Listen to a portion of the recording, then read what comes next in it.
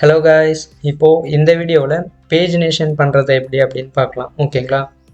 Okay, இப்போது just இது நம்ம போன டைம் பண்ண ஒரு ப்ராஜெக்ட் கரெக்டாக. ஸோ இப்போது பூட்ஸ்ட்ராப்போட சைட்டில் வந்து பார்த்தீங்க அப்படின்னா பேஜினேஷன் அப்படின்னே ஒரு ஆப்ஷன் இருக்கும்.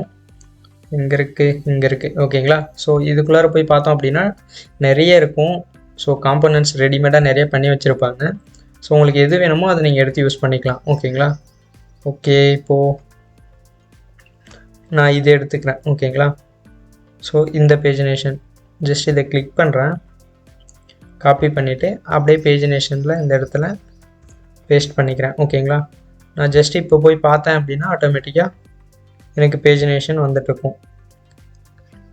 ஸோ இந்த இடத்துல பார்த்தீங்கன்னா தெரியும், ஆட்டோமேட்டிக்காக வந்திருக்கும். ஓகே, எனக்கு வந்து இந்த ஏரியா டிசம்பிள் வந்து எனக்கு வேண்டாம், நான் இதை எடுத்துடுறேன். எடுத்துகிட்டு பார்த்தேன் அப்படின்னா ஓகே இப்படி இருக்கும். Okay, one second.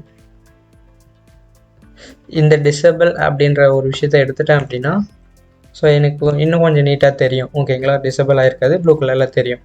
ஸோ பார்த்தீங்கன்னா தெரியும், ஒரு நீட்டான பர்ஃபெக்டான ஒரு ப்ரொஃபஷ்னலாக இருக்கிற ஒரு பேஜினேஷன். ஓகேங்களா? ஸோ நீட்டான ஒரு வெப்சைட் வந்து டெவலப் பண்ணியாச்சு. நான் வேணால் இந்த லோடிங் எடுத்துடலாம், அது கொஞ்சம் நல்லா இல்லை. Ctrl F. ஸோ லோடிங் இதுதானே அந்த லோடிங்.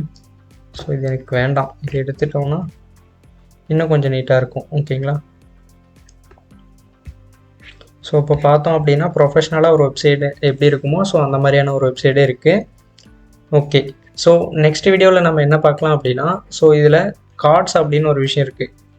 ஓகேங்களா? ஸோ பேக்ரவுண்டில் இமேஜஸ்லாம் வைக்கிற மாதிரி இருக்கும் இதில். ஸோ ரொம்ப கொஞ்சம் அட்வான்ஸாக இருக்கிற மாதிரி இருக்கும் இது. ஓகேங்களா? ஜஸ்ட்டு காப்பி பேஸ்ட் தான், இமேஜஸ் டைட்டில் மட்டும் மாற்றினா போதும். பட் ஆனால் இது வந்து ரொம்ப ஒரு ப்ரொஃபஷ்னலான ஒரு லுக் தரும். ஓகேங்களா? ஸோ பார்த்தீங்கன்னாவே தெரியும். ஸோ இங்கே கிளிக் பண்ணால் ஆட்டோமேட்டிக்காக ஸ்லைட் ஆகிற மாதிரிலாம் இருக்கும். ஓகேங்களா? ஸோ இதை வந்து நம்ம நெக்ஸ்ட் வீடியோவில் எப்படி எடுத்து யூஸ் பண்ணலாம், இமேஜஸ்லாம் வைக்கலாம் அப்படின்னு பார்க்கலாம்.